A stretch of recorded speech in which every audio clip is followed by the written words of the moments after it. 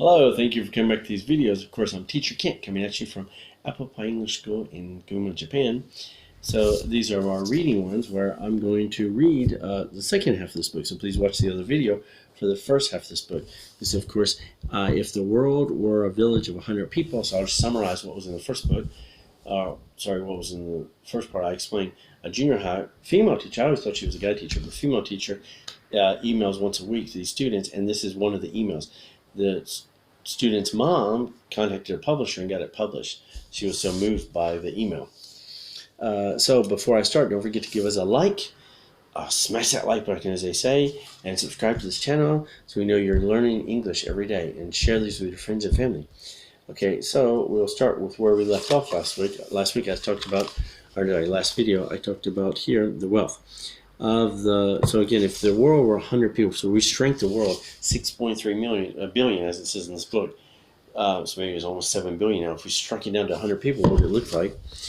Of the wealth in this village, 6 people own 59%, all of them from the United States. Like I said in the last video, I think that was incorrect, so please check, fact find, as they say. 74 would own 39%, and 20 would would share the remaining 2%. Yes, as I said, that these 20 would share, so they didn't only have 0.1% of the wealth, but these people would have per person divided by 6, so they'd have 10% of the wealth each person. Okay, that was where we left off last time. So in this video, part 2 here, of the energy of this village, is 20 people would consume 80% of the energy, mostly industrialized countries, I guess, and 80 people would share the remaining 20%. Yes, so global warming. Of course, the Western countries, or the industrialized countries, are most affecting global warming, but the most receiving the effects are, sadly to say, these 80 people. Okay, here, let's see, at the bottom, 75 people have some supply of food. 75 people have some supply of food and a place to shelter them from the wind and the rain. But 25, right? Yeah, 25 do not. And 17 have no clean, safe water to drink. Yes, so 25 have no shelter, they're saying, and of course 17 have no clean water to drink. Of course, you need clean water to survive. That's why some people in Africa have to travel very far for their water. Okay, sorry, let me see here. Here. If you have money in the bank, money in your wallet, and spare change somewhere around the house, you can you are among the richest 8 people in this village. So richest 8% if you have money in these locations. If you have a car, you are among the richest 7. So if you have money in the bank and in your pocket, you're richest 8. If you have a car, you're the richest 7. So that's amazing. Only 7%. By the way, here's the Japanese. Only 7% of the world have cars, according to this book. Okay, here. Among the villagers, one has a college education. One here. One has a college education, 2 have computers, and 14 cannot read, as said. So 2 have computers, 1 college education, only 14 can read. Did you know that? If your parents graduated college, or you graduate college, you're one of only one person in that village of 100. Okay, here. I need my glasses for this one, if I can see it better with glasses. No, I cannot. So here, you can see.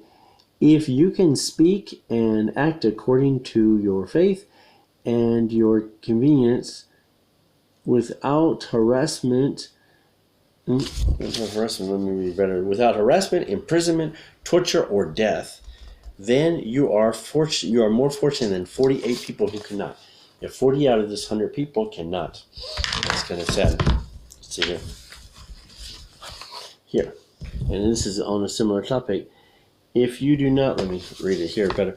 If you do not live in fear of death by bombardment, so bombs dropping, armed attacks, so guns coming into town, or landmines, or rape or kidnapping by armed groups, then you are more fortunate than 20 people who are. The 20 people are live with war in a war zone or with war all the time. Here. In 1 year, one person in the village will die, but in the same year, 2 babies will be born, so that to the year's end, the number of the villagers will be 101. Yeah, we'll grow by 100, by 1. You can see the Japanese here. Okay. That's a pretty blue page, and then here. So here's the Japanese if you want to read it.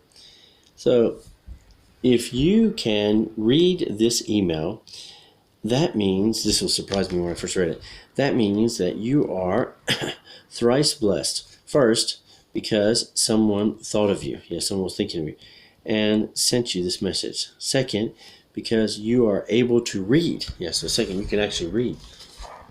And third, and most important, because you are alive. Yes, so you're alive, you can read it, and someone was thinking about you. So it's all amazing.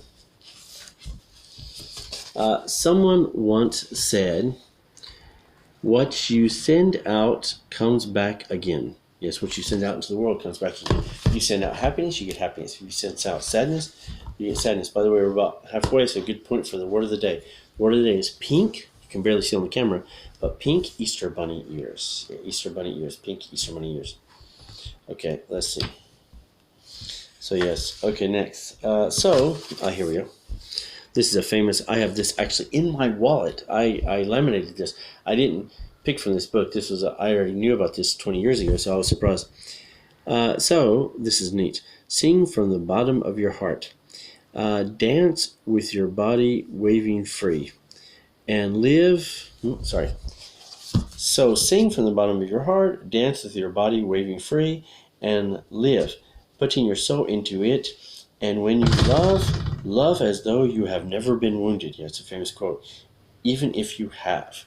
Yeah, in my wallet, I think, dance as if nobody's watching, sing as if nobody's listening. So, things like that. So, move with your heart. So even though I'm a bad singer, but when I dance, I love to sing. So it makes me happy. So, dance like that.